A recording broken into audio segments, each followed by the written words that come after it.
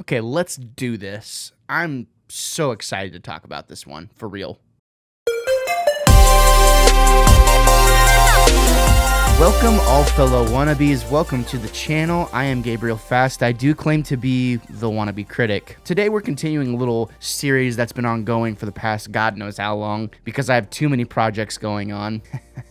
We're continuing Foo in Review with the next Foo Fighters album that I wanted to talk about, which is In Your Honor. Now, In Your Honor is following the 2003 release of their previous album, which was One by One, which if you watched my last review on that, you know how I felt about that one. I wasn't crazy about it. It's not a bad album. There's just other albums that I would choose to listen to over that.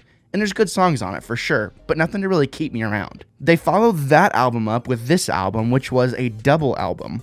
So you had like really rocky stuff on the first part of the album, and then on the second album you had like more mellow and like kind of somber and delicate acoustic music for the most part. It's kind of an interesting move, and I feel like this album gets slept on a lot. I hadn't really listened to this album all the way through, and I mean there were some songs that I don't think I've ever heard before. Because whenever you boot up a double album, there's a really good chance you don't have time to get through the entire thing. So I made a concerted effort to make sure I got through the entire album a couple of times, both sides of the album, if that makes sense.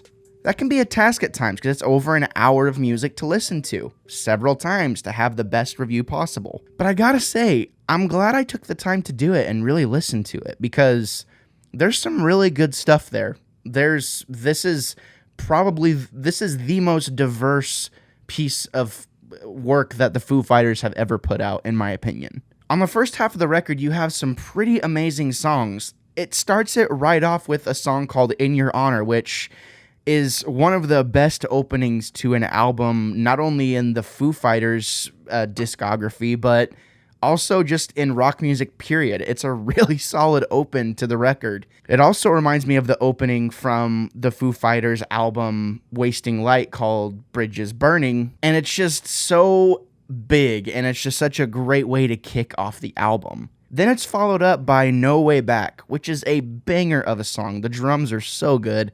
We used to play it in a band, and it was so much fun. We tried to get it to sound exactly like the record as much as we could, and it was a lot of fun to play it. Then you have one of the Foo Fighters' most iconic songs, Best of You, followed up after that. And really, this first rock half of the album just continues to be so good and keeps your attention throughout. There's some underrated songs like DOA and The Last Song. That's the name of the song, The Last Song. It's just really on-brand Foo Fighters music.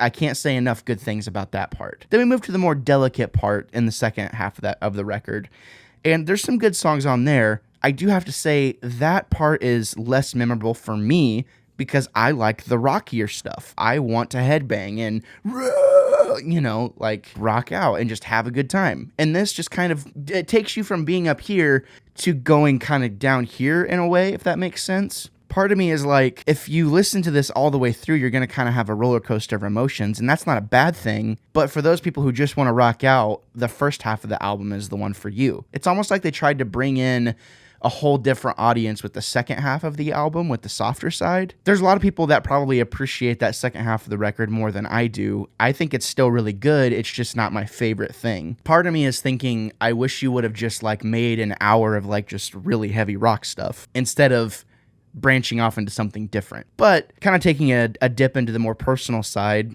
there were some things that were going on around that time, and like Dave Grohl was experimenting with writing and being more comfortable in his lyrical ways, and things were happening in the band at that time that were kind of interesting and personal. So that tends to be when people write their best music, is whenever they're sad. So it just makes sense that, events that the band were going through, that you would kind of get this second album as a result of that. Not saying that was the main driving force. I know that there was a lot of other things kind of being pulled into it. But still, I think it was kind of a risk to release this album, personally. And when you think about it, why it is so slept on, maybe it didn't land exactly the way that it was supposed to because of a song like Best of You. Maybe people got so sick of hearing Best of You on the radio that they just decided, okay, I'm sick of the Foo Fighters at this point. Who knows? I don't know. I wasn't into the Foo Fighters at that time, but I do remember that song being on the radio and associating the name Foo Fighters with Best of You.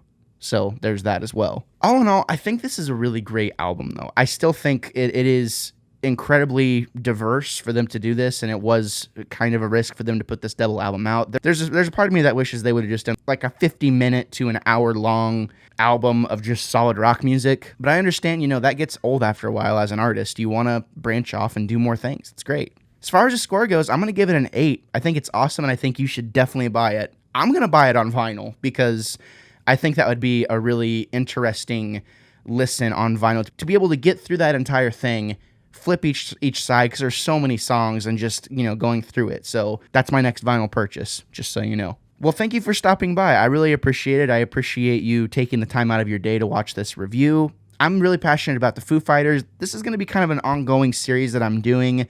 I'm going to be reviewing all of the Foo Fighters works. And then eventually I'm going to move on to a different band. So keep in mind that that's going to take a lot of time, though. I mean, I've been doing this series for like 6, 7, 8 months now at this point, and I'm still not done. I take my time, I record them when I can, and I post them when I can. So there you go. If you have any ideas of someone you would like me to review, definitely let me know in the comments below. I might do it. Who knows? One more thing, this dope hat, it's from popcultusa.com. You can go over there. You can get yourself 30% off your entire order if you use the code _wannabecritic. It's down in the description below. Check it out. It would really mean a lot. They got all kinds of cool t-shirts and hats and all kinds of fandom memorabilia, so I would definitely check that out if you are a geek like me. That's going to wrap it up for me here. Thank you for tuning in. Thank you for being a part of this. And thank you for preparing yourselves for a plethora of hot takes and potentially unpopular opinions. I'm Gabriel Fast. I will always be the wannabe critic.